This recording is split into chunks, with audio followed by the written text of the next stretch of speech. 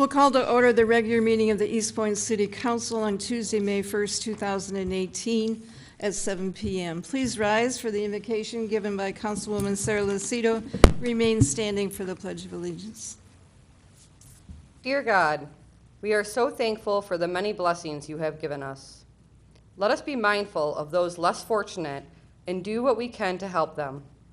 Assisting our neighbors, friends, and strangers alike is how a community develops and thrives.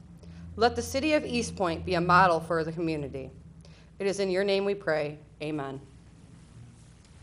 I pledge allegiance to the flag of the United States of America and to the republic for which it stands, one nation, under God, indivisible, with liberty and justice for all.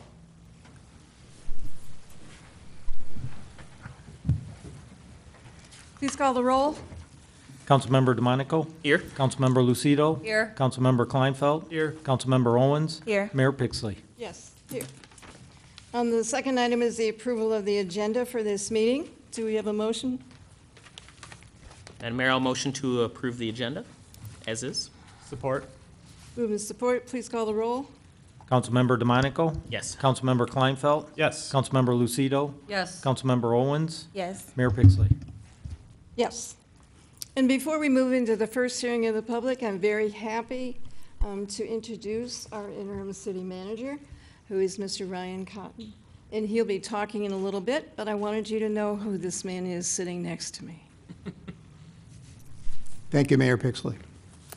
All right, and let's move into the hearing of the public. Does anyone wish to be heard at this time? Mr. Creech.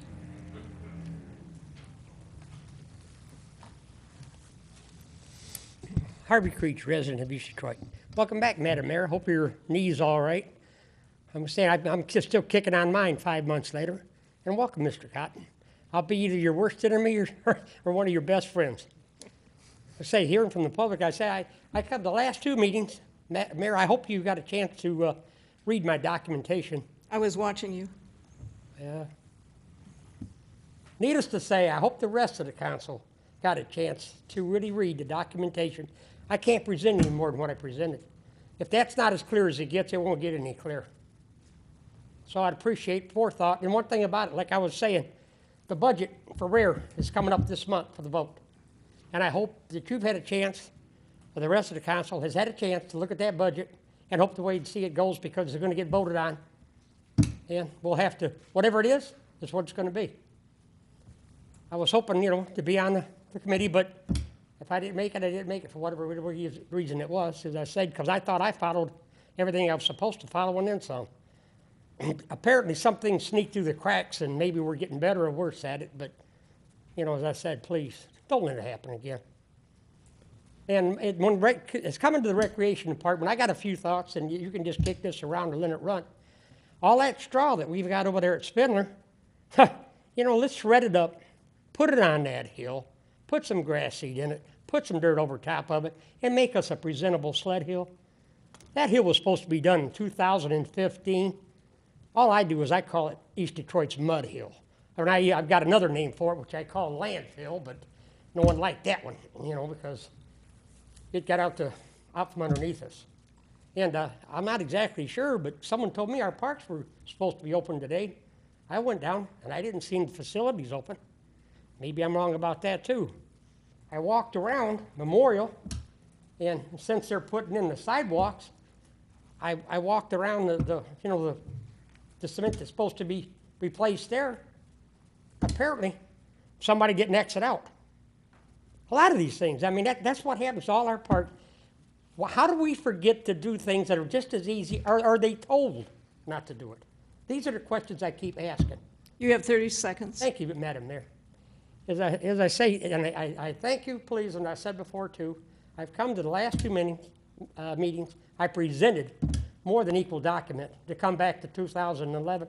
I don't know what you want to do, but as I say, I sure hope I'll be gone for the next couple of weeks, but when I get back, hopefully if the budget was voted on, I'd like to see how it goes. Thank you, Mr. Creech. Thank you very much. Does anyone else wish to be heard? Ma'am, please come forward and state your name.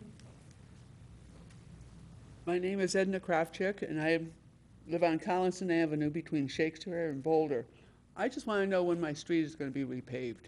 It is terrible. From 16,415 to 16,475 is down to the concrete, and that is just rubble right now. It's just rocks. And nothing is, I've asked twice. I asked your board or the building department here when it was going to be on the planning thing. They told me I had to go to DPW. I called DPW, and they told me I had to present myself to the council to get an answer of when my street is supposed to be fixed. And that's all I've got to ask. So I'd like an answer, or at least tell me where the planning department is so I can ask them. I think we can give you some answers tonight. Thank you. Does anyone else wish to be heard at this time? Anyone else? Seeing none, the first hearing of the public is closed. Let's move on to approval of the minutes from the regular meeting of April 17th, 2018. Madam Mayor, I'll motion to approve the regular meeting minutes of April 17th, 2018. Support? Move in support. Any discussion, corrections? Please call the roll. Councilmember DeMonico? Yes. Councilmember Lucido? Yes. Councilmember Kleinfeld? Yes. Councilmember Owens? Yes. Mayor Pixley? Yes. We have no scheduled hearings. We have a little bit of unfinished business tonight, and Mr. Cotton would like to take the first item, which is the award bid for the new HVAC system at the district court to train. Thank you, Mayor Pixley, members of the City Council. I've had occasion to review the meeting from 2 weeks ago to look at the information presented by the city staff, to look at the records for the costs that went into keeping the system going the last 5 years, and to hear the history on the building. I come to you with knowledge about HVAC in other communities and similar type expenditures and expectations and experiences, and I want to turn this over to Randy for any answering of detailed questions, or to myself, but I do have occasion to believe that this is the best course of action at this time, as the most efficient and the most effective way to address the problems that are being experienced at the district court. Recognizing that it's not ideal, it's far from what is best practices. If we could move the clock back 5 years or even a year, certainly there would be other approaches, yet given the circumstances that we are presented, this seems to be the most effective and efficient approach, in my opinion.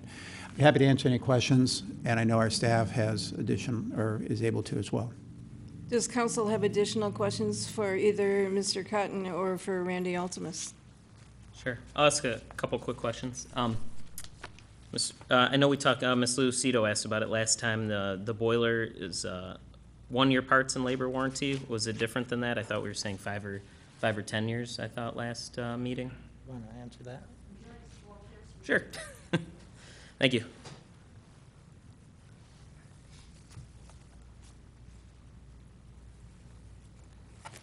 Good evening again. I'm Kathy Taylor, account manager with Train. Good evening, Kurt Rillema. I'm the Comprehensive Solutions Manager for Train of Michigan. The answer to the question about the boiler has a 1 year parts and labor warranty on the entire unit. The heat exchanger has a 10-year parts warranty. Okay. Were there that- further questions? Is that typical? That's the typical, what you do with other, That's standard for a boiler of that type, yes. okay. And then the one other question was, what's like a maintenance agreement look like with you, going forward, like doing the, essentially the oil changes on it? I don't know what exactly the maintenance is for HVAC, but, so that we prevent, issues in the future like we had for this last system. There is currently a maintenance agreement in place at the facility, and what we would do is take off the old equipment and put on the new equipment and continue with preventative maintenance. Is there a certain amount that costs us per year, or how do we do that? The preventative I don't maintenance. have it with me. Okay. I can get that number. I'm sure Randy, I can get that number to Randy. I'm not sure exactly what the number is off the top of my head. Do you know, Randy? I was thinking it was around 5 or 10,000 for the, Okay. how much? Yeah, Karen says it's 10,000. Okay. And that covers everything. Okay. Any other questions? All right, I'll entertain a motion, please.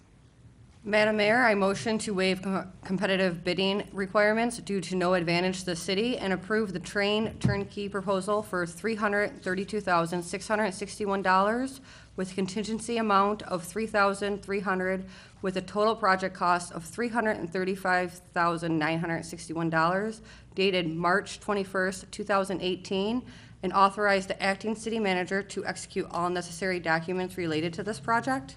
Support. Move with support. Any further discussion? Please call the roll. Councilmember Lucido? Yes. Councilmember Kleinfeld? Yes. Councilmember Owens? No. Mayor Pixley? Yes. Councilmember DeMonico? No. Move on to item B. Thank you very much.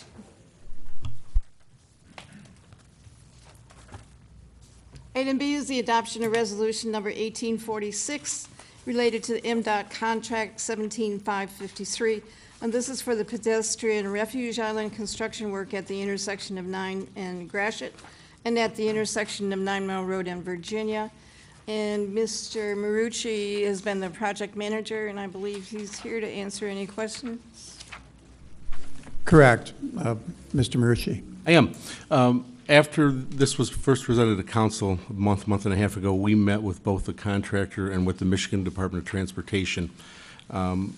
Both parties agreed with the changes that we wanted made. Those are in Mr. Pangori's letter in 1 through 6.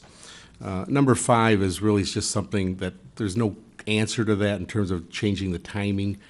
They said they would look at it. That's the best they're going to commit to.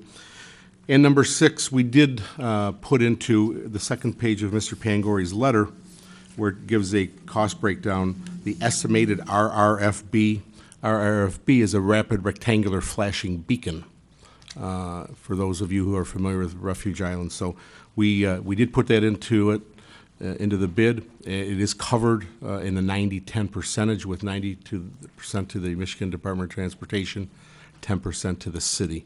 Quite haven't decided on the style yet. There are several styles out there, and believe it or not, someone has actually patented an RRFB, which I didn't think you could patent a light that flashes, but apparently someone has, so there's some discrepancy. But we will have some type of alert beacon that people who are on either side of 9 Mile, the south or the north, will hit a button, it'll activate the light will begin some kind of flashing motion, and people then hopefully more safely cross 9 Mile to the refuge island and then proceed the other leg. This is for Virginia, right? At Virginia. That's correct. This is only at Virginia. This is the only concern, because remember, at the two at ends of Gratiot and 9 Mile, you have the normal walk, don't walk signs there. So this is only at Virginia, which is from, in essence, the parking area across from the police department court and the police department court on the north side. So, Mr. Marucci, will the city's portion that they're responsible for on that flashing light, will that be included in a future bill, or is it somehow included in all of this? It's included in this, Mayor. If you, number 2 shows the 17,000, that is being covered at a 90-10 percentage. So that amount of 42,301 includes the portion of the RRFBs. So you just said 92%? Who's 90 to 10. 90% Michigan Department of Transportation, 10% City of Eastpointe. So we're just paying $1,700 for those then? So what I'm asking, is that 10% included in this then? Yes. Okay, Yes. all right, thank you. Mhm. Any other questions? All right. Well, Madam Mayor, I'll motion to adopt resolution number 1846, which approves MDOT contract number 17-5553 for the pedestrian refuge island construction work at the intersection of 9 Mile Road and Gratiot Avenue, and at the intersection of 9 Mile Road and Virginia Avenue, and landscaping and irrigation work. Support. Move with support. Please call the roll. Councilmember DeMonico? Yes. Councilmember Owens? Yes. Mayor Pixley? Yes. Councilmember Lucido? Yes. Councilmember Kleinfeld? Yes. Let's move on to reports from administration, and we'll start with Mr. Cotton, which will include Cotton's top 10 tips. Thank you, Mayor. I'm actually going to end with that. I have a couple of other announcements to make ahead of time, and I think the PowerPoint is going to get queued up while I'm speaking. I do want to give you good news that it's there, that the applications have been received for the Director of Public Safety. The deadline was yesterday. A total of 14 applications were received. I am impressed and pleased with the quality of applications, and there are several internal candidates as well. So when we get to the item about later in the agenda about assessment center, it is definitely something that is something to talk about because it's a real, very real thing that I think is important. So more than there's been discussion about the sewer jet, some call it Vector, and I had initially had a communication that referred to the street sweepers. So my apology, it was actually this other piece of equipment being out of commission, and I have a report here, and I wanted to put it on the record and let you know what I'm planning to do. And that report evaluates, and it's by Administrative Management Supervisor Mr. Marucci, who worked in concert with our Finance Director, Randy Bloom, and also Mr. Altimus. And it evaluates the options. So the options to replace a Vector, which is needed, is $381,000. That would be the most affordable approach, which involves a lease. But because it's a lease, there's $54,000 of that is some of that is related to interest. Cash price is $343,000. Other options are to purchase, look for used units that will do the job, and other options are to refurbish or repair what we have now. So the bottom line is that the estimated cost to repair the 2006 Vector it's a 12-year old vehicle, but we would have a warranty, is $58,000, $58,108. So we also would have only several more weeks with it being out of commission, so it would be able to be used sooner. And that is the annual payment, if we did the lease, is $54,439. So it's a few more thousand than an annual amount, and we would have a vehicle that would be refurbished and have a useful life of, Joe, Mr. Marucci, how many additional years? 7 to 10 years. It's been my experience doing this before. We did it for a leaf vacuum truck one time in another community, and it panned out successfully. And it does seem to be an efficient use of tax dollars. And it's something that I understand, unless corrected by our city attorney, that the manager has authority to execute a purchase order for, and it's my intent to do so. But I did want to put it on the record. Execute a purchase order for, The refurbishing. okay. Yeah, that would be maintenance rather than a purchase, yeah, sorry. So you said how much was a new one compared to getting it fixed? I'll pull that Is that back out correct? again, thanks to Joe's work. And I thought you were recommending the new one too, though. No. Oh, you're The not. new one is $343,567 if we paid from our cash reserves. And instead, once again, given my experience, I appreciate the fact that this other option is to repair and refurbish is $58,108, and it does seem to be the most efficient way to proceed at this point with our existing Vector. I would agree. Yeah, 100%. I agree too. The only thing I would add is I would really like to see some classes so that everybody over in DPW knows how to use the Vector and use it appropriately, so we don't end up with the same problems again. That's actually part of the repair quote, includes training for the folks at 10 Mile, so they don't damage the pump again. So, and we do have budget in this fiscal year for it, so that's one of the reasons we're trying to push it and get it done by June 30th, just because there's money this year. And we should be sure that every new employee also is trained in that operation. Well stated. I will close with Cotton's top 10 two-minute tips a la David Letterman. You will hear from me every 2 weeks, something else. You'll see the schedule in a minute. Next slide, please. The reason we want to do this is to have the greater team, which includes all of us and everyone in the community and our staff, to avoid surprises and to have the greatest possible effectiveness. By the way, Madam Mayor, you are the 19th mayor that I've had the pleasure of working with. Council members, together you make 170 that I've had the pleasure of working with. So I have... Keeping track. When I partly retired, I had occasion to think about it and write it down, and so I was amazed.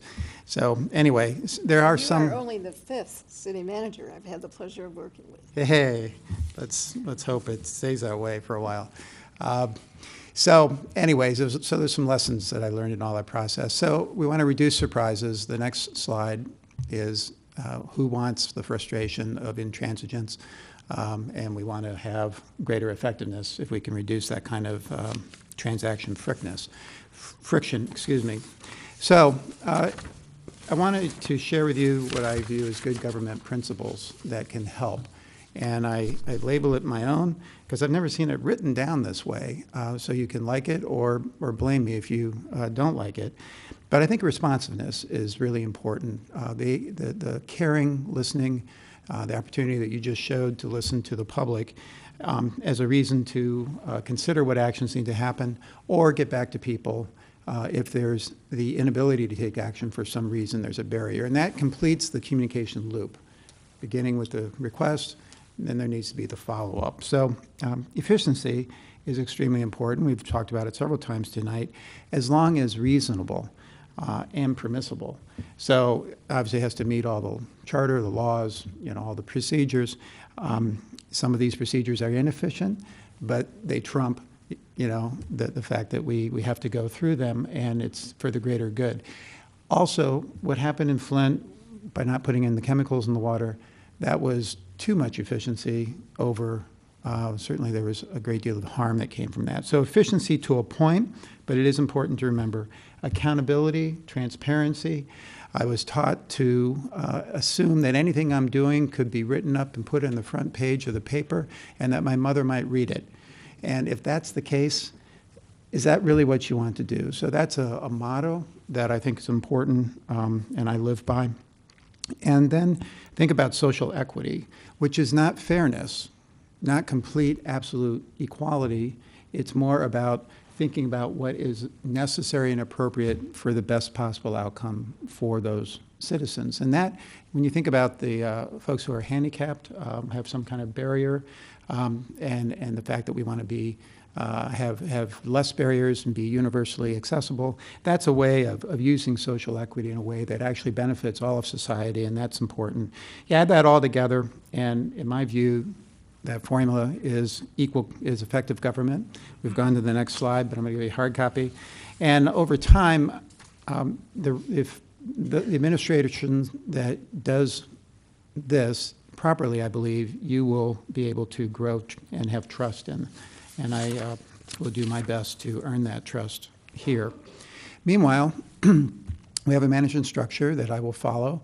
I will do my best ability to give latitude, responsibility to staff who have been trained and are capable and show competence in this way.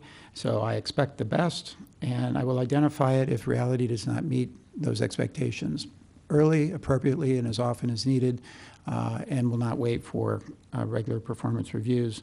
It's important that this communication be quick. And I encourage you to do that as far as my performance, because that helps me do better. And of course, if there is a concern with me ethically or for some other reason, or any other person in this seat, it's, of course, your, I think, obligation to speak to the city attorney.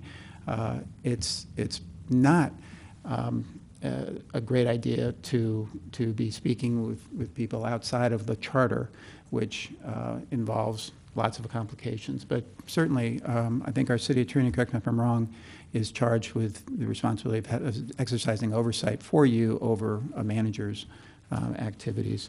So the final slide is, these are future attractions.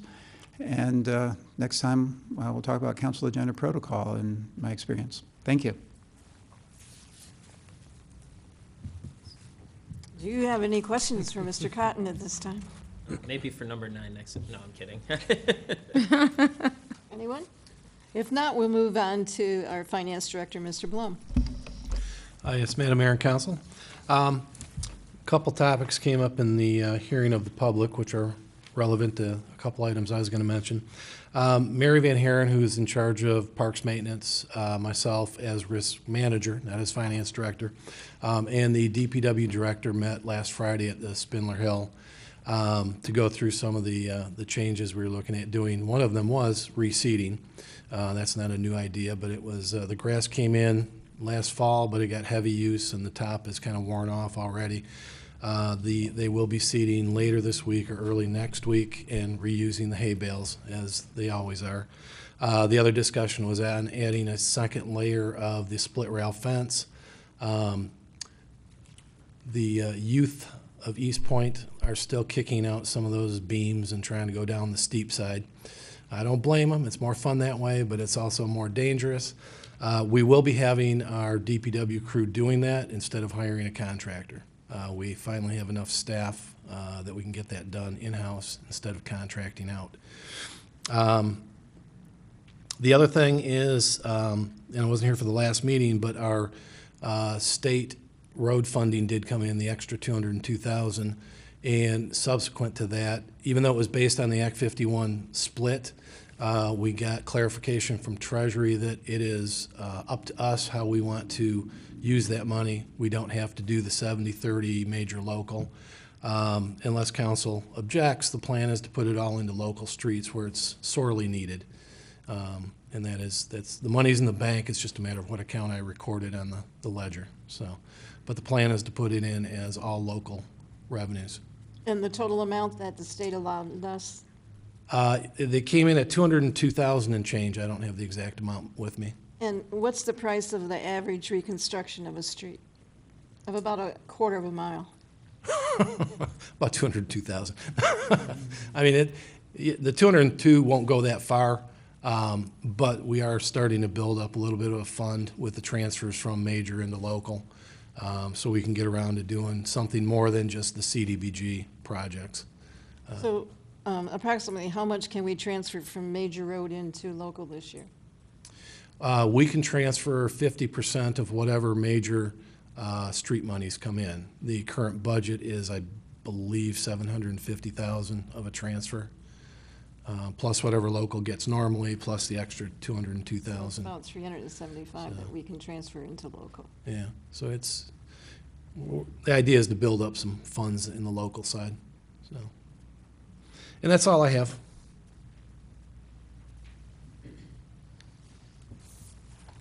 Okay, any other questions for Mr. Blum? All right, let's move on to Mr. Albright, our city attorney. Thank you, Madam Mayor, members of council. I know the council is already aware of this, but for members of the public that may not know this, I just want to give everyone a quick update regarding the case that was filed by the Department of Justice. We were scheduled to go to trial on July 9th of this year on that case. Several weeks ago, we filed a motion for summary judgment asking that the court dismiss that lawsuit because the plaintiff in that case cannot meet their burden of proof at trial.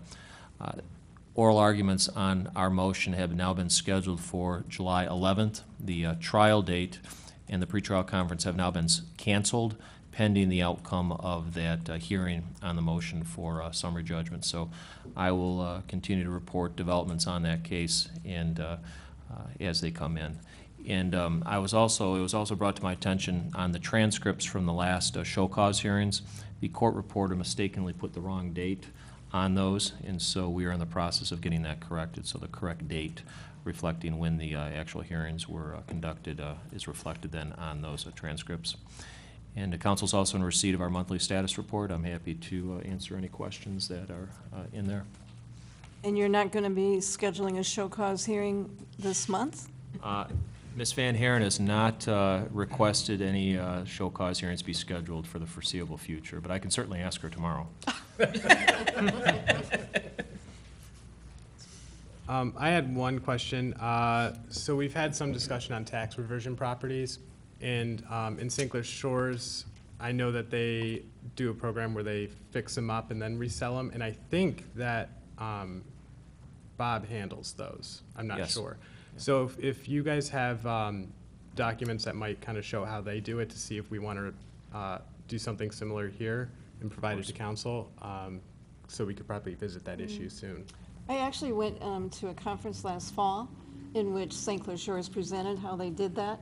I was extremely impressed, and I asked the person that's in charge of that program if he would be willing to come over and do a presentation here at council sometime in the future.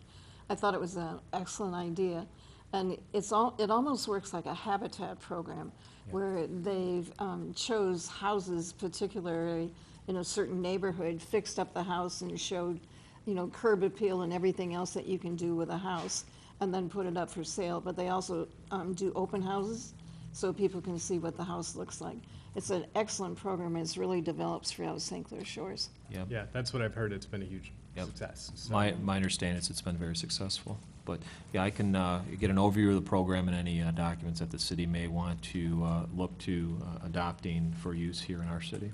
I really think that the person that's in charge of that program is not only the director of housing, but he's also an architect. So he's used many of his own skills to develop the changes within the foreclosed raised? home. Mm-hmm. That's an excellent presentation. Is there any programs for, if we do that, buy houses and fix them up, is there a program that we can set up for new homeowners, to get new homeowners to move here so that companies don't buy these houses from us and then rent them out and don't keep up with them? I want to try to do something where people move into the city and then put some type of stipulation on it where they have to live in the house for 5 years and can't sell it or something like that, to bring new families in the city, and that, you know, that probably earn a certain amount of money or something like that, some type of income. Is there some type of program like that that's similar to what they're talking about? I'm not aware of any programs off the top of my head, Randy, unless you guys are aware of any, but certainly putting some type of restriction that the property has to be kept for a certain period of time or utilized in a certain way, that's something that the city could explore. Okay. We do currently have a employee policy, or resolution, I think is how we passed it. I can email that over to you. It's from 2012, I think. Yeah, for their employees, but the ones that the employees don't buy, how can we utilize that for people who want to actually move into the city and want to actually live here and make it affordable for them to live here? Because not only are we selling a house, but we're creating long-term, you know, income for the city and some people with homes, so. Can I add? Sure. I'll just add that I was part of a program that did have restrictions on how the house could be used, and I'm getting copies of that information, and I believe they have a deed restriction that requires that it not be a rental, whether you want to do that or not, but I'll get that language and circulate it. And I think Habitat also has those same type of agreements. Yeah, because we've been having a lot of problems with people, not everyone, because I think people who, I have rental neighbors that really take care of their property, but for the long hauls, a lot of people that been live here 20-plus years, and that really invest in the city, as well as rental property people too, but people who, you know, companies that live in like San Francisco own properties here, and we can't really get in touch with them when we're having, you know, rental issues and things like that. So I want, you know, people that's going to be committed to the city and live here. So I would love for you to give us that information whenever you can. Any other questions? All right, let's move on to new business. And the first item under the new business is the introduction and first reading of the ordinance 1152, which is an amendment to Part 2, Chapter 2, Article 5, Boards and Commissions of the Codified Ordinances of the City of Eastpointe, and add a new division, Arts and Cultural Diversity Commission. Well, Mr. DeMonico, do you want to talk a little bit about this? sure, I guess right before motioning, well, I guess, so for everyone out there, we're about to start in arts. Well, think the "and" is in a different place than I was expecting. I guess Arts, Culture, or Arts, Culture, and Diversity Commission, but I guess it's still ACDC. But yeah, we're after the great event that Miss Van Haren put together last year, where we had plenty of artists from not only that worked for the city, that also live in the city. Residents came out, showed off their art. It was great. We asked everyone what they thought at the event and decided it'd be great to have an arts commission. A lot of cities have them. We didn't have one. And it seemed like there was a lot of interest. If anyone in the audience is interested, we'll still need more folks. And actually, that was going to be one of my comments. We have 9 in here, but I was wondering if we could do 11 like we do with the Beautification Commission. It's always nice to have, it's usually not full, but there's that opportunity for someone else to join without having to wait, and it's kind of a board where more ideas are better, the more different opinions. So just that, and then I just thought it was the arts, sorry, I didn't notice it until late, Rich, or I would have sent you an email. Arts, Culture, and Diversity Commission is what I thought, but That's an easy fix. yeah. And what did you mean by diversity in that? What did you mean by diversity? Did you mean art diversity or cultural diversity? What did you intend to use? Well, that was diversity? Mary Van Haren's edition, and I thought it was good to add in. I don't know exactly what she was thinking, but I mean. I just wondered whether maybe it was a duplication of PACE, which really deals with diversity as well. Say that last part. Sorry. PACE Oh, deals okay. with diversity. Mm-hmm. I think she added diversity because everybody from different walks of life have different type of art. Like when she said with the churches, she said Catholic and Baptist, everybody has a different background. So saying that everybody has a form of different way they look at things. So put all those different groups together and ideas, that's the whole purpose of diversity. So are you, Cardi, are you asking that the "and" be changed after this reading? Sure. So would it be Arts, Culture, and Diversity Commission? Yeah, that's what I was thinking. I don't know if anyone else had a strong objection. I just have a little bit of objection to the word diversity there. Okay. Because if it's arts and culture, I have no problem with that. Or if you want to say cultural diversity, I can understand that. Okay. I think I understand what Mayor Pixley is talking about, because I actually wanted to make one small change. Okay. To, under section 2, reads, recommending, developing, and implementing citywide programs and events which provide community access to performing and creative arts which celebrate cultural diversity. I would change that to say access to performing and creative arts, including those that celebrate cultural diversity, because I wouldn't want it to be like a light show or something, which wouldn't have anything to do with diversity for the Arts Commission to say, oh, we're not going to get involved in that kind of art, if that makes sense. So it's sort of like more inclusive. Anything involving art and anything involving cultural diversity should all be something the commission can tackle. And the reason why I asked that is back in 2000 to 2002, we did have a similar thing as this, but we called it the Arts Council, Okay. not the Arts Commission. Okay. It was formed literally the same way, but it didn't have the same distinction as a commission. But as part of that cultural diversity, we put on a show, the Land of the World, or World Diversity, or something, of the World Arts. And so we had multiple nations, multiple cultures represented, and doing presentations that would highlight their individual cultures that were inherent. And it was really, I thought it worked out very well, because we had Mexican, we had African American, we had all the different cultures. We started with the people that live in this city, so you had Italian as well as Polish. It was a great day and a great opportunity to show off the nationalities, really, of the people that live in this city, and what a mixing bowl that we had.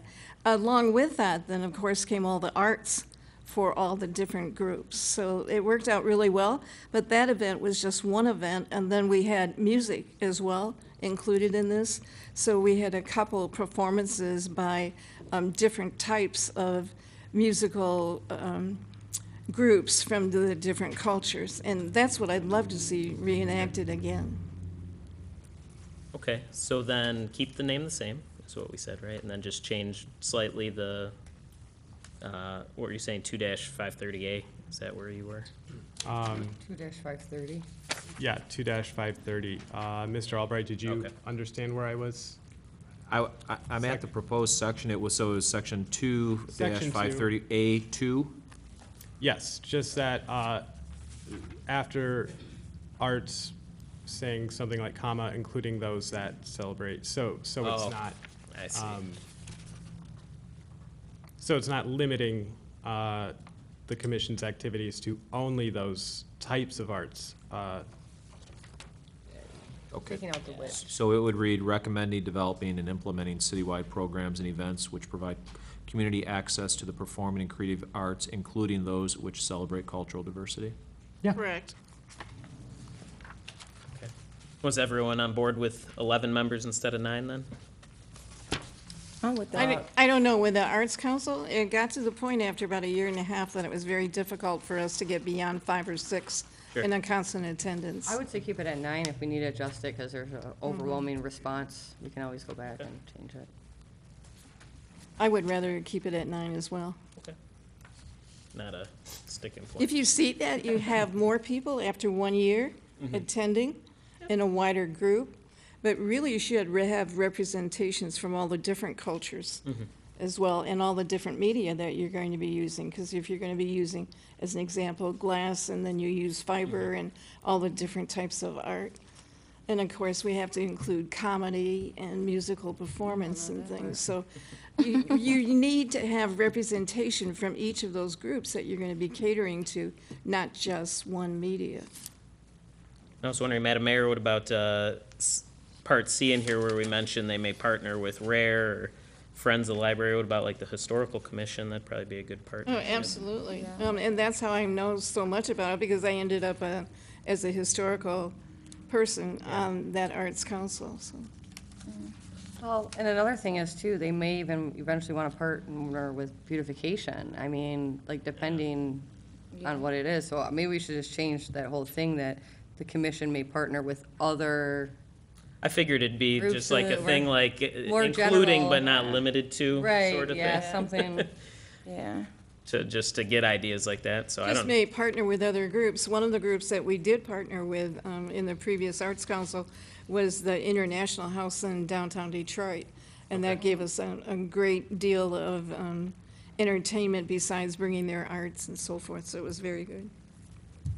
I actually contacted Arts and Scraps. I know you guys are familiar with Arts and Scraps. They do a lot of things in Detroit, but they do it all over. So maybe we can partner up with them and they can do some activities for the children and that they actually probably pay for or things like that, or people pay $2 or $3 for their children to do. So like the mayor was saying, just partner with other, What about the schools too? They have an arts department. The kids can do sure. things there. Oh, yeah. So. That was like the storm drain idea I had, where do just a little Actually, competition we had the art teachers from the schools, so we had school involvement as well, and I think that's a critical aspect. Should we change it then in the spirit of how Well, Mike changed it does the other one? mention Schools under 3, I mean, Oh, under 3. and enlisting the active Oh, support okay. interests of individuals, Yeah. businesses, industry, and the schools and civic organizations. Yeah, They would okay. share the same objectives. Should we just say for C though, the commission may partner with RARE and Friends of the including but not limited to RARE and Friends of the Library or something then, just so? That's what I thought. Okay. Oh, Rich already has it written down. Perfect. Okay. All right, well, All right, you want to entertain us with a motion? sure. Madam Mayor, I'll motion to introduce and give first reading to ordinance number 1152, which amends Part 2, Chapter 2, Article 5, Boards and Commissions to add a new Division 9, Arts and Cultural Diversity Commission, and schedule the ordinance for second reading and consideration for adoption at City Council's May 15th, 2018 regular meeting, including the 2 changes that we already gave to Mr. Albright. We have support. Support. Please call a roll. Councilmember DeMonico? Yes. Councilmember Kleinfeld? Yes. Councilmember Lucido? Yes. Councilmember Owens? Yes. Mayor Pixley? Yes. Item B is commission appointments to the Zoning Board of Appeals. And we all received the letter from Mrs. Van Heeren.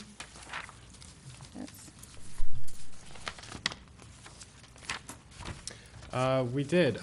Madam Mayor, I will make a motion to appoint to the Zoning Board of Appeals Hamp Marzette with the term to expire on May 15, 2021, Mary Hall Rayford with the term expiring May 15, 2019, and reappoint Harvey Creech with the term expiring May 15, 2021. Support. Move and support.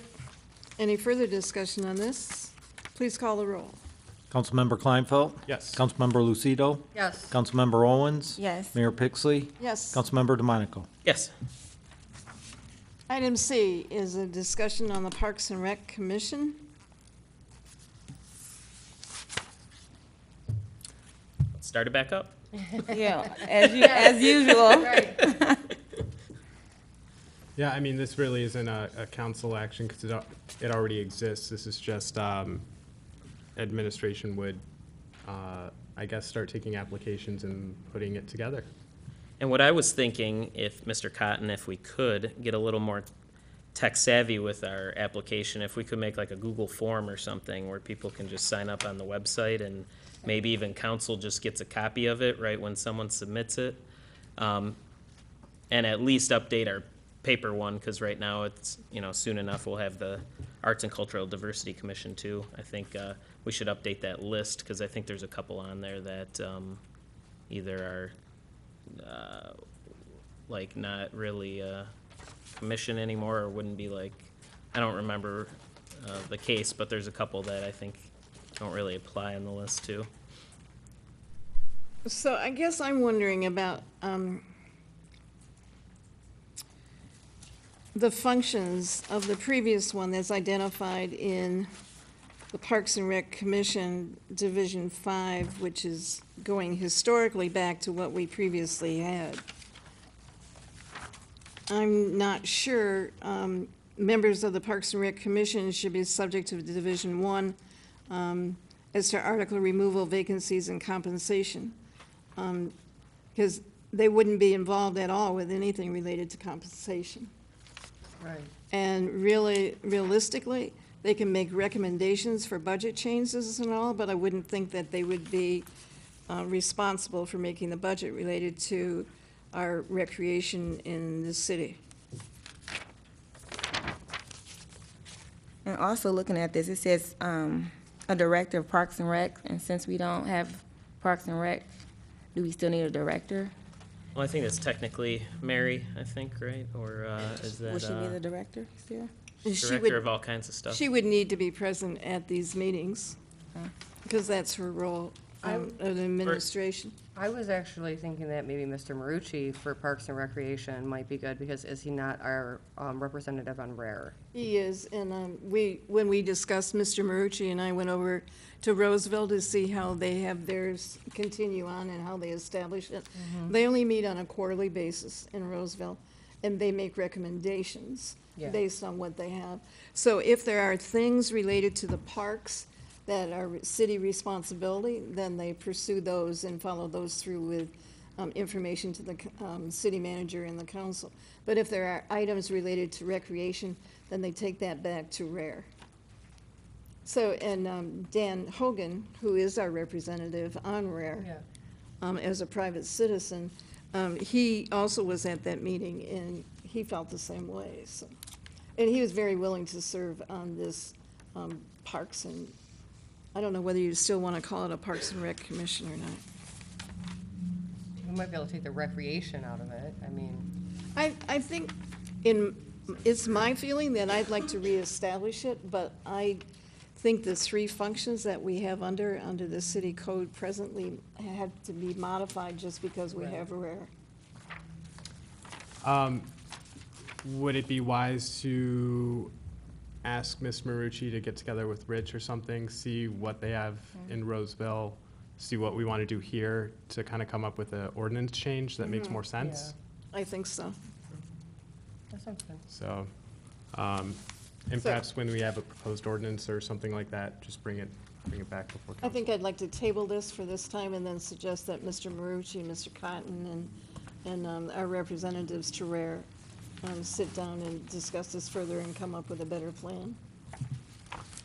Do you have any idea how much time, Mr. Albright or Marucci, you would need before how long should we table it for? I would say not the next meeting, but back by the first meeting in June, we would have a recommended ordinance back to you. Okay, Madam Mayor, I will make a motion to table this matter until the first regular meeting in June. Support? Move and support. Any further discussion? Please call the roll. Councilmember Kleinfeld? Yes. Councilmember Lucido? Yes. Councilmember Owens? Yes. Mayor Pixley? Yes. Councilmember DeMonico? Yes. Item D, request for approval for proposal for city manager recruitment. That falls into Mr. Cotton's hands. Thank you, Madam Mayor. What you have before you is a report on the typical approach that is followed for communities of Eastpointe size. And there are always options. Your options are to conduct the search internally or hire a executive search firm through a request for proposal process. There's benefits to using a request for proposal process. You tend to get the interest of national firms, which also leads to interest of potentially candidates nationwide. There's extremely robust background checking resources that are used, software programs, a whole series, 11 different types of checks to guarantee that you have someone that you are both comfortable with chemistry-wise, but also legally there will be no problem long-term. There's assistance in negotiating an employment agreement, which can be helpful to have a third party. And also there's a multi-year guarantee in many cases. So there are a number of firms that do this. I've listed some of the more well-known ones. Of course, this should be open to anyone who wants to make application if you go this route. I think there's 9 here that I've listed. Amy Cell Talent, GovHR USA, which, full disclosure, is the firm that I'm serving as an interim manager. Matrix, Mercer Group, MML is not a firm, but they are a nonprofit, yet they do a lot of work on this field in Michigan. Novak, SARG, and Waters Group. So if you want to proceed along these lines, if you choose that option, I suggest that you might consider asking for an alternative, and that alternative would involve some, the typical pre-work is interviewing everyone, interviewing stakeholders, and they will go and talk to as many stakeholders as you want, to whatever groups that you would like. They'll suggest some, certainly, that are minimums, leadership team, city council, but they can be more robust depending on your interests. They can also add other components, and the component I'm suggesting might be appropriate is have an opportunity for a shared learning experience among the stakeholders on what you can expect from the typical best practice in terms of council manager form of government, council manager relations, council manager and leadership team relations. So there's a clear expectation as to what can be expected, and that I've seen in other communities sometimes there isn't a clear expectation, which then leads to some sort of difficulty down the road. And the whole point of going this route is to make it as smooth and as effective for all down the road. So that's an option, and you could choose to, depending on the cost, choose to, of course, do that or not. The financial impact would be $25,000 to $30,000, and if you want to proceed, it's suggested that you authorize the assistant city manager, who is your purchasing director, to secure these requests for proposals. Depending on how fast you'd like to do this, certainly they can respond. These firms could respond by May 15th, If you wanted to advertise, that would take longer time. And then you would have that information at your next meeting or, depending, subsequent meeting for you to make that choice.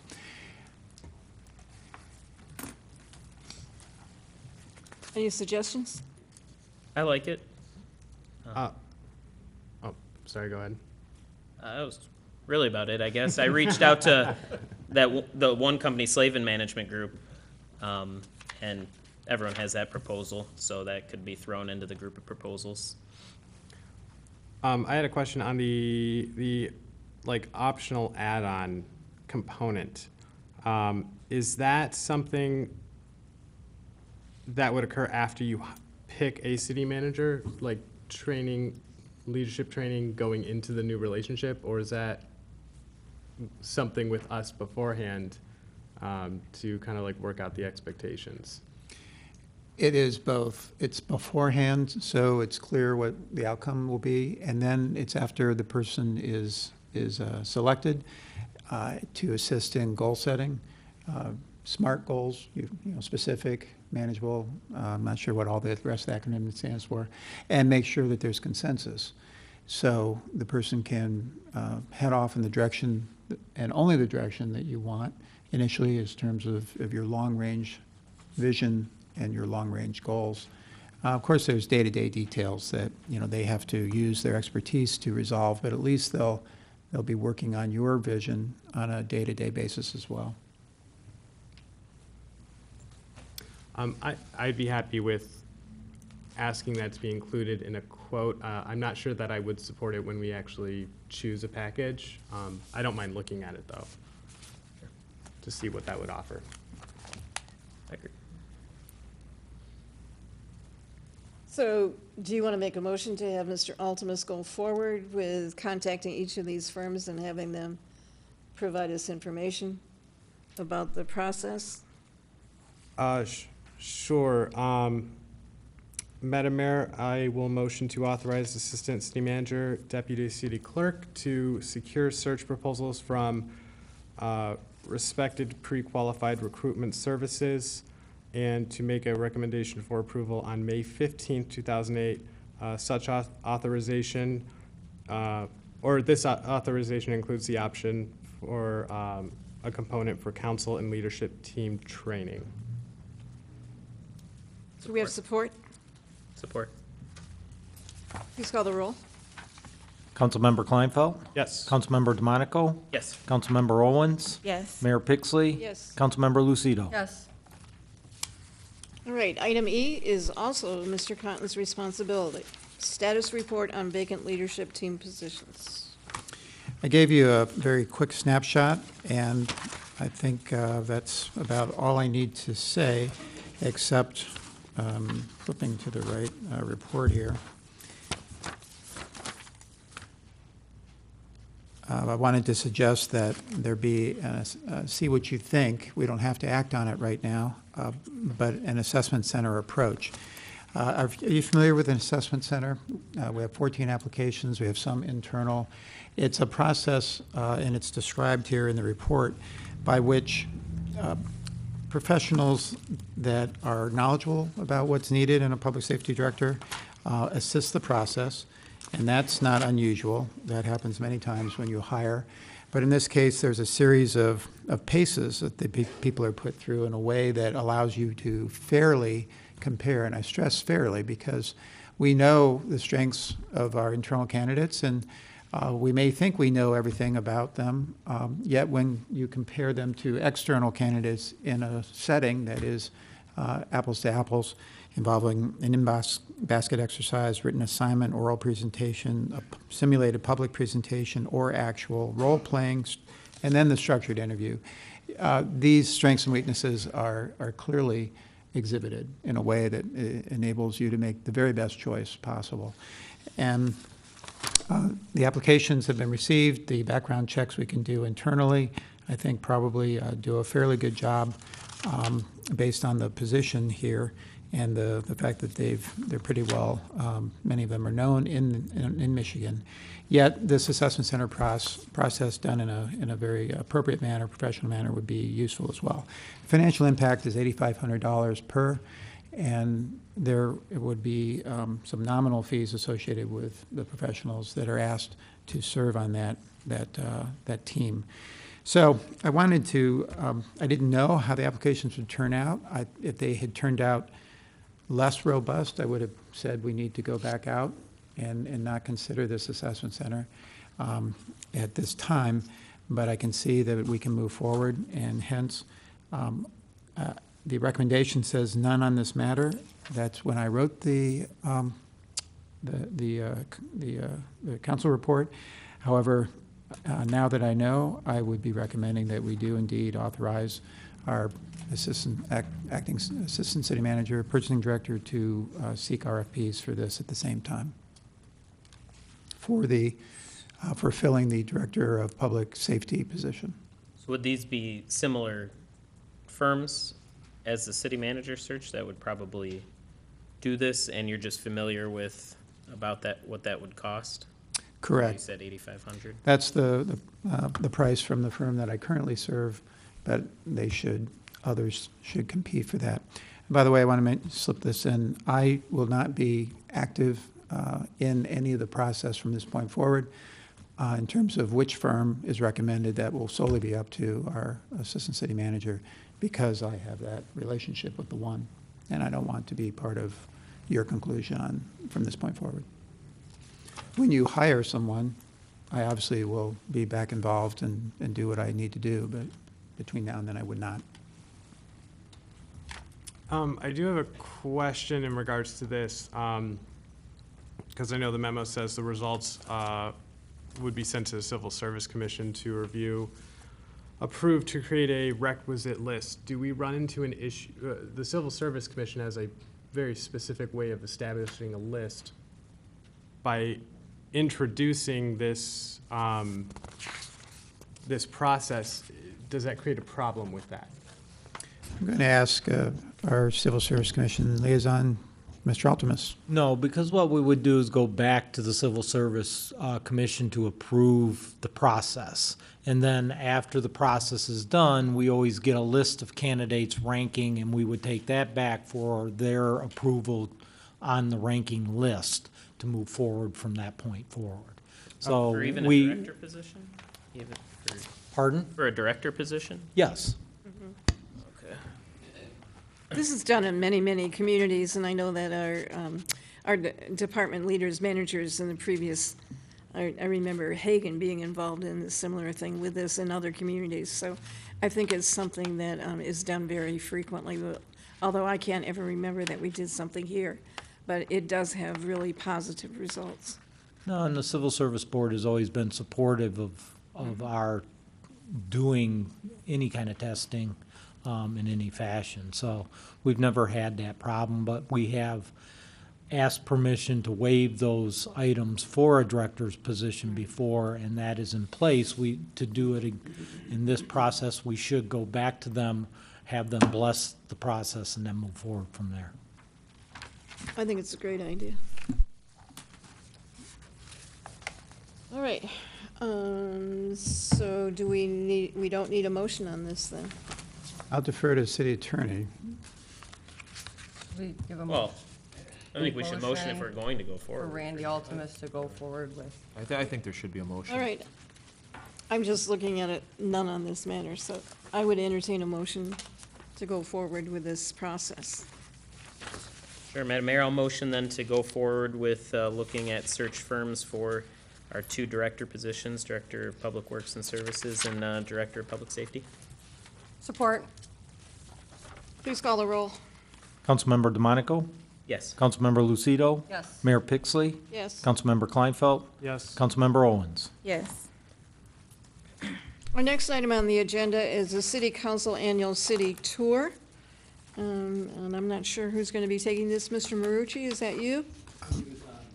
Yeah, I'll is jump not, in. We had occasion, Linda, I think she's here around the corner.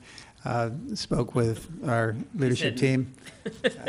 She told me that she would not be very visible. There she is. And we know that the dates that typically I understand Fridays is a good day for a lot of reasons. Yeah.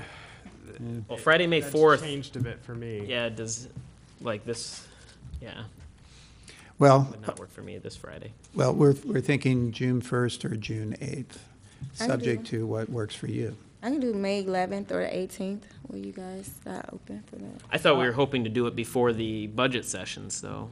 I know that's like I see. a week away. I mean, I'm happy to plan kind of far out right now. I didn't think it should be that, Mayor Pixley, I don't know if you want Yes, time to, no, okay. a week from this week, and I should be roller happy. Okay. First or 8th, okay. So is that the date everyone's looking at then, June 1st or June 8th? Is that what? I'm unavailable June 8th. I'll be out of town. Okay. Are we looking at afternoon or morning? We usually did it in the morning and then had lunch here afterwards. You can't free up a Friday, right? Because your work schedule? I'll take a little more Mike's time have, off. I think No, Mike's having a hard time freeing up Friday. Yeah, Fridays Oh, okay. are always really heavy court days. If we did an afternoon, like started at noon or 1, it would be much easier for me. So would Monday work better for you? What if we did like the 4th, June 4th? Mondays would work better. Mr. Cotton, I know, are you planning on attending since you're not always, okay. So a Monday would work for you as well? Sure. Or Monique, you just suggested Saturday. Can't do a Saturday? Well, the department heads aren't usually working on Saturday. I can't give you a date. I don't have my calendar in front of me right now, so maybe we can come, Can we tentatively come up with dates? maybe you want to Yeah, come I up with don't- the date and come back. What if we, can we tentatively say June 4th, and then if that doesn't work for Monique, we can come back and change it? Sounds good to me. Mr. Albright, do we, I mean, this isn't something we would have to do a motion on, is it? Just a tour? So we could email dates to figure it out if the 4th doesn't ultimately work. That would be fine. Would it be okay to get your comments to Linda directly? All right. Okay. All right, within the next week, what days of availability to Linda? Okay. Okay. Okay. All right, and what day of preference of the week? What day of the week? Monday through Friday? Yeah, I think we'll try the Monday. I would like a Friday to Okay, go into the weekend with. okay. Those are the best days. If a majority council can't, agree, if I can't make it at the time, then, so be it, but I'll I'm gonna email. try for a Friday in the afternoon. Friday in the afternoon should be fine, so, Cardy, can you do that? Yeah, it's less time off I was taking than I was expecting, so that sounds good to me. All right, let's aim for a Friday Friday afternoon, in late May, or do you want to do it first week of June? First, second week of June? June 1st, be fine. June 1st would also be fine with me, All right.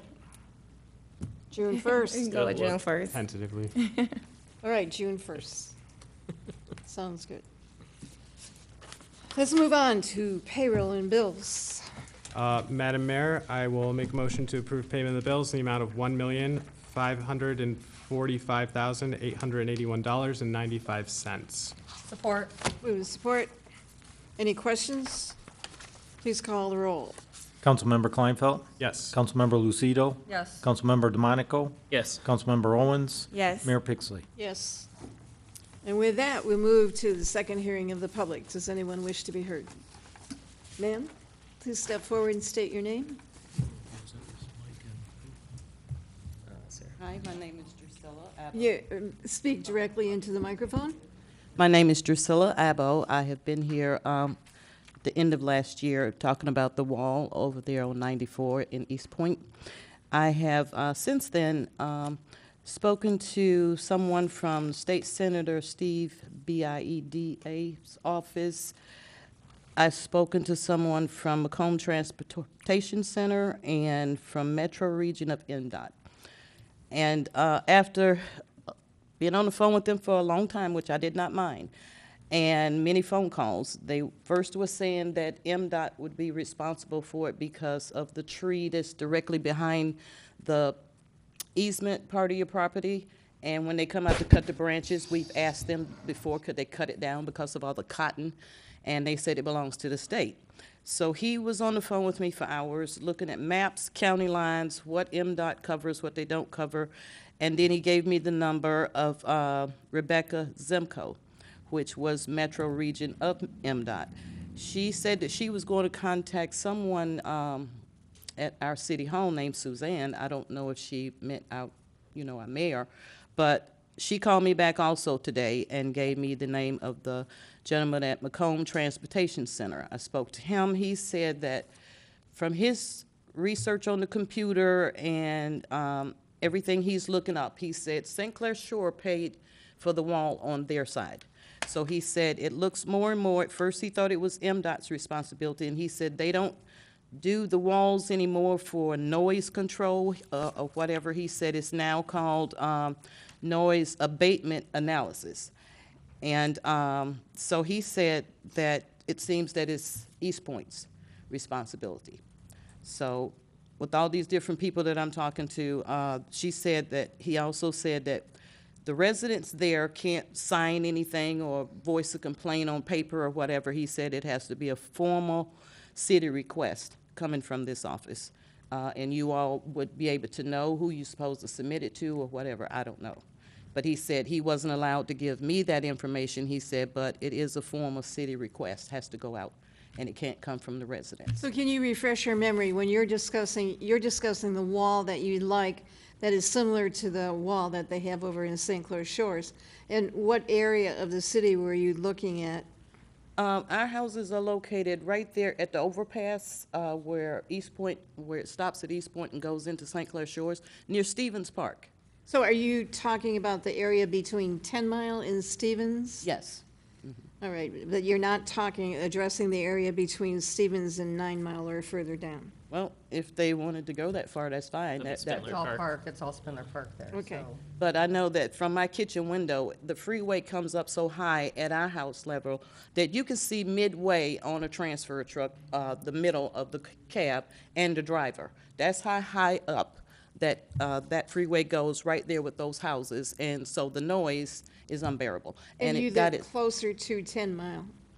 I'm closer to Spindler Park. You're closer to Stevens? Yes. Stevens and Greenbrier, right there in that area. Okay, we can have somebody contact the state and see about this noise abatement analysis. Okay, we definitely would be appreciated. All right. Because thank like I said before, once they put their wall up on the St. Clair Shore side, it has nothing to bounce off of except coming right into our houses. We can't even hardly hear each other inside, much less outside. And it got a lot And worse what, once we hit. what street do you live on? I live on Beck. It's right off of Greenbrier, right. Briar, when you're coming down Stevens. Right. Do we have your contact info, or can you give it to Linda if we don't already? I sure will. Just right over here. Thanks. Thank you. Anyone else? Mr. Creech?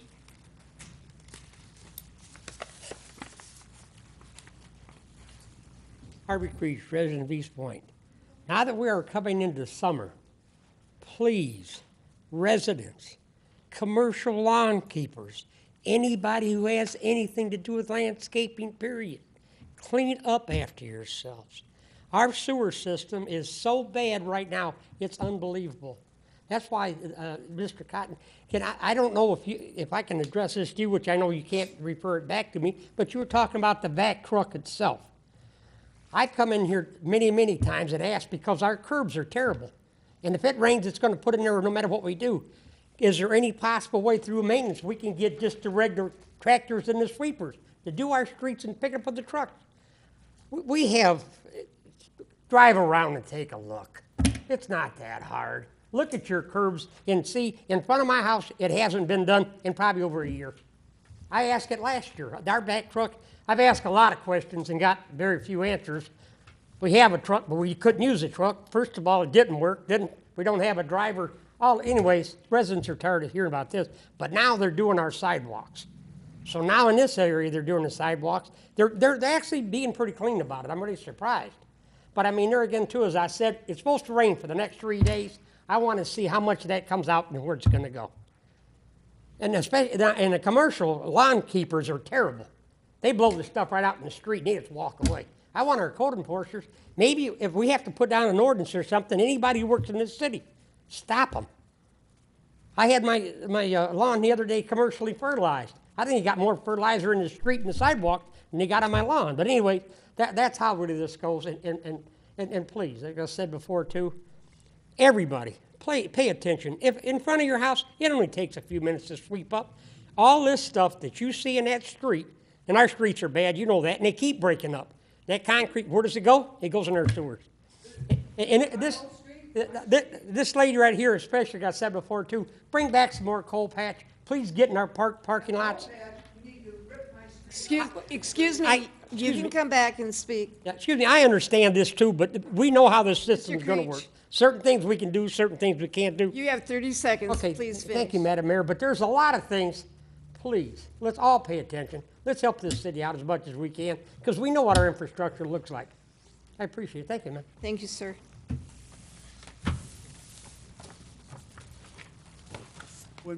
I have a lawn service. When my lawn service gets done, I sweep. And I'm like him. I go down the street and I think, all this money for the sewers. And these landscapers are going crazy. Why don't you have something in the newspaper and say, please go out and sweep your street? I think that would help a whole lot. But like I said, I sweep my street every time my landscaper does it. Or just tell the landscaper you have to blow it back up onto the grass, one of the two. But it needs to be notified of the people, because I don't think they even know. And plus, they don't care, but at least tell them, we pay so much for that sewers. And we have, and I'll tell you, I love the sewers. I hate my street, but I love the sewers. But I sweep. I swear to God, I sweep. I feel like the old Hamtramck people. I do my porch, my sidewalks, and my street. So, but put it in the newspaper. Thank you, ma'am. Does anyone else wish to be heard? Anyone else? All right, seeing none, the second hearing in the public is closed. Move to mayor and council reports. We'll start with Mr. DeMonico tonight. Thank you, Madam Mayor. First, it was Edna, right? About your street, we did this past year, we did this study called PACER, and it goes block by block. Actually, Mr. Marucci went around block by block, and we gave a 1 through 10 rating. There's certain standards they follow by and assign that. And next week, we have our budget sessions, and we talked about it at the CIP sessions already. I certainly, because there are a lot of streets that need a lot of help, I know yours, Collinson, needs much more help than most for sure.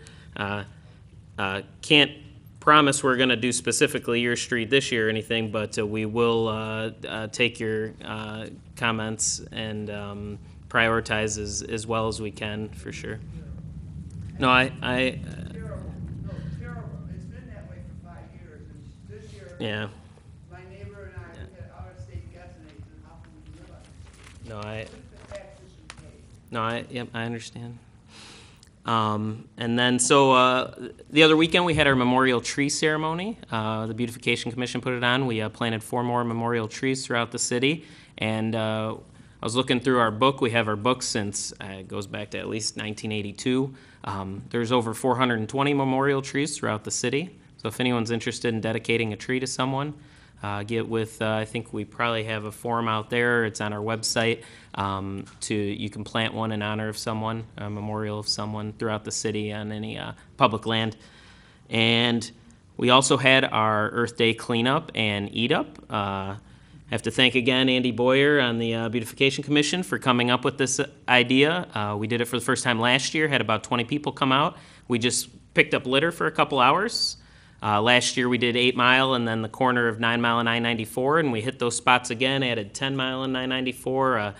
back behind Jet's Pizza and that whole lot over there. We did the alley and did a few other locations in the city, but we had, how many people was it? 28 people come out, and we got 45 bags of trash out. Actually, if you drive down 8 Mile, it looked, after the snow melted, it just looked like a whole bed of litter. There was so much litter on 8 Mile, it was crazy. We've had Mr. Marucci got the prisoners to come out, and they helped us out first, and then we hit it again on Saturday and picked up some more, but 8 Mile Median looks real clean now. So thank you for everyone that came out. Thanks, Mary Demsich, for helping with not only this, but also the memorial tree ceremony. She does so much for the Beautification Commission. Thanks, J.J. Mish, our parks contractor. They helped out also. And Peggy Sweeney actually got 2 people out from Waste Management because she saw one of their garbage trucks where, sometimes the garbage starts coming out of the top of those trucks. Luckily they're not our contractor, but she contacted them. They actually sent 2 people out to our day, so a couple of them helped us clean up trash. I thought that was a pretty cool story, because actually on our Facebook event, someone even mentioned that, like, how come, I hate when I see that happen, and I'm like, well, funny enough, Peggy on our commission saw that and contacted them, and we got a couple people out to help with that, and Paul Colby, our chair, he does a great job with putting all these events together too. And if anyone's available, on Thursday this week, they're doing a town hall at Emmanuel Methodist Church. It's Narcan training. That's what helps in an overdose. If you go through the training, they'll actually give you Narcan at the end. So if you're interested, it's just right by Andaries on Gratiot, Emmanuel Methodist Church at 6:30. And then don't forget to vote on the 8th, voting for the Macomb Community College millage again. It's a renewal and sets the rate back at what it was in 2000 when it first renewed. And also on election day, the fire department's doing a blood drive. So if you can give blood, I'll be giving blood. I hope they set me up for 6 p.m. I said that on the Facebook event, but I haven't given in a long time, so I'm due. If you can give blood, come out that day. And then to all the mothers in the audience, happy Mother's Day. Thank you. Ms. Owens. Yes, thank you. Glad to have you back. We had fun not being able to finish a vote because you wasn't here. So I'm glad you're back, and thanks for the new Mr. Manager. Welcome. And to the old manager, Mr. Marucci, thank you for what you've done so far to help us where we are today. The urban garden, I talked to the lady that's over the urban garden. We need volunteers. She'll be opening that back up. That's right on 9 Mile. So if you know how to plant seeds or things like that, vegetables, if you don't know how to plant, she will teach you, and they give those extra items to the seniors and the homeless, and the community can come out and get some extra vegetables and things like that. The library book sale will be this week, so come out if you like to read. If you don't like to read, come anyway and buy someone a gift. A book is always a good gift to give someone. And I'd like to thank the youth for coming out. We need volunteers. We would love for you guys to volunteer. It looks good on your resume when you're going to college, when you're getting a job. Take an hour a week or something and come down and volunteer. We would love to have you. Also, we did do the cleanup this Saturday. I have a cold from that cleanup. It was really cold, and I had my 9-year-old daughters come out, my twin daughters come out, and I was so happy to see them being able to help in the community at 9 years old. So they really learned some things, and it was funny because we did it Saturday, and Monday we drove back down. They were so angry because they was like, "Mom, we just cleaned that up and somebody threw trash right there." I'm like, "I know, it's okay, it's okay." And so we want to continue to clean up Eastpointe, not just once a year. Let's do it. If you see trash, I know you didn't do it, pick it up. I know Mr. Kleinfeld said one time he seen someone drop something and he picked it up right in front of him. It's just that simple. And so it is just that simple. So, if you see your neighbor has trash, pick it up. This is all our community, our neighborhood. So it's not going to hurt you. You're not going to break your arm picking up somebody's paper or, things like that. So let's keep our city clean and things like that. And happy Mother's Day to all the mothers out there and watching TV. Happy Mother's Day. Thank you. Ms. Lucido? I would like to start out this evening by reminding everyone that Open Yard Day is Saturday, May 19th from 9 a.m. to 2 p.m., and that's at the Department of Public Works. Also, I would like to thank everyone that came out on Saturday. We really did have a great turnout. We had a nice lunch afterwards. So if anyone's ever interested in volunteering for the cleanups, we always do Earth Day cleanup, and then we have the Gratiot cleanup before the cruise. And also, I would just like to take a moment to wish all the mothers out there a happy Mother's Day. And that's it for this evening. Mr. Kleinfeld? All right. Well, happy Mother's Day, too. Yeah, the Earth Day cleanup went pretty well. It's pretty infectious. I went out after we had our lunch because I was bothered by the part I didn't get to. But it did look just insanely better after it was done. So thank you to the Beautification Commission for putting that together. And we did have a council member from St. Clair Shores there. So Candace Rusi. yeah, that was very nice to see that her come out and help clean up our side of 94. Welcome back to Suzanne. Happy to have you here. And welcome to Ryan. I really appreciate that you're here. I've heard nothing but good things since you've started.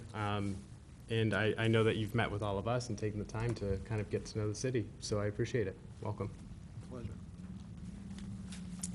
I could judge by the Facebook's postings that you all did a really great job. And I had talked to Peggy DiMercurio, and so she recruited a number of the year-round gardeners to work with you. I think there were 8 of them, so that was really, it was a good combination.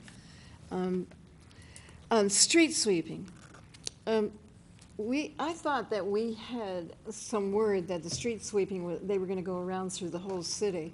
And I know I haven't seen him in my area, but I know that Mr. Marucci was working with that to get the sweeper out and around the city. So I know that's in the process, so that they would go all the way around. Street repair, the lady is left now, but I hope that she did clearly listen to Randy about exactly how much money we're getting from the state for local roads. It's a very negligible amount compared to what we really need to get. But if you think our city is bad, you really need to go into some of the other Macomb County cities that haven't worked as hard at street repair and street replacement as we have in the past 10 or 12 years. We know that it's not the best, but we're working hard at it, and we have to work hard within the means, the financial means that we have. So I think that we have tackled every person, every way to get additional funding to come in.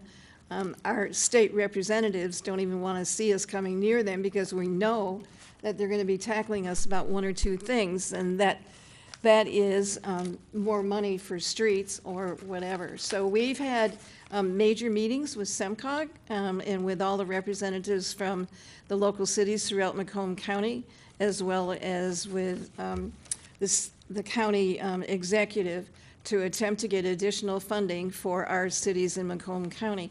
There is a very, very strict formula how the money is given out, and they have to follow that formula dramatically.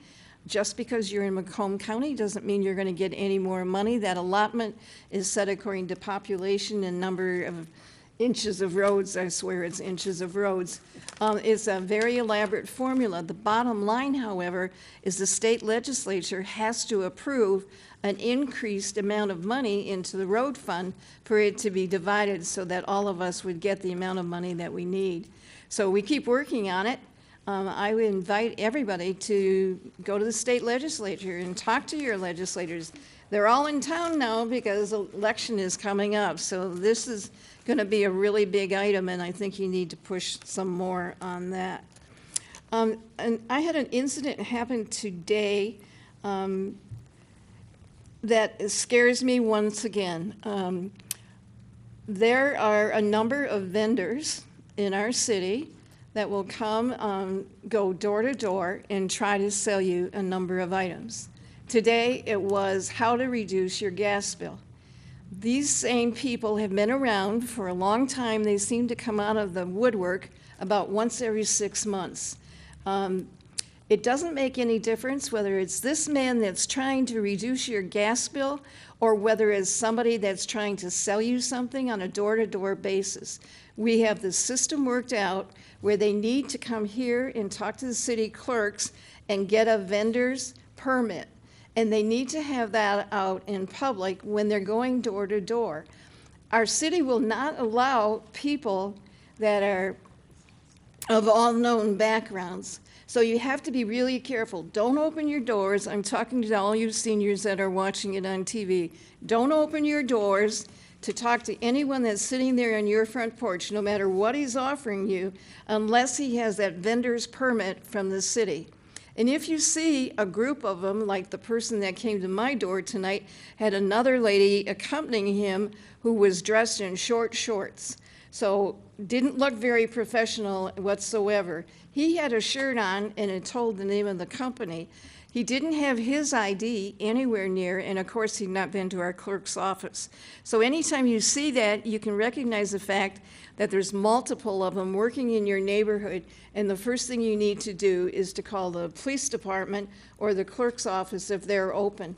If you call the police department, it's not a 911 call. You call to the staff office and tell them, and they will send a patrol car out and let them take care of the problem. But don't do it on your own, but there's all kinds of people that are out there and they prey on senior citizens. So be really careful, and that's just a word I had from the wise. So I would like to tell you all that I'm very excited about being back to Pausa. There is nothing worse than staying at home.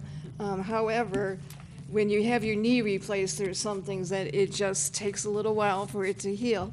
I'm celebrating Mother's Day as well. I have to really thank, I have 4 daughters who came up to my rescue. One lived in North Carolina, one lived on her boat in England, and my other daughter lived in Colorado, and another one who's here tonight who came in from Florida to help me out. So it's a special Mother's Day for me. So thank you to all of you.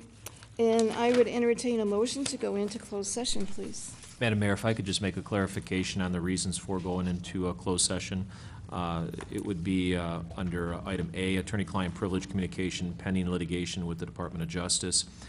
B, attorney-client privilege communication / legal opinion. And C, collective bargaining strategy pursuant to MCL 15.268C. You want me to just give, can I take your piece of paper? Yeah. I'll, Madam Mayor, if I could then, I'll motion to move into closed session for attorney-client privilege communication pending litigation with the U.S. Department of Justice for attorney-client privilege communication regarding a legal opinion and attorney-client privilege communication for a collective bargaining strategy pursuant to MCL 15.268C. Support. Move and support. Please call the roll. Councilmember DeMonico? Yes. Councilmember Kleinfeld? Yes. Councilmember Lucido? Yes. Councilmember Owens? Yes. Mayor Pixley? Yes. Move into closed session at 8:35.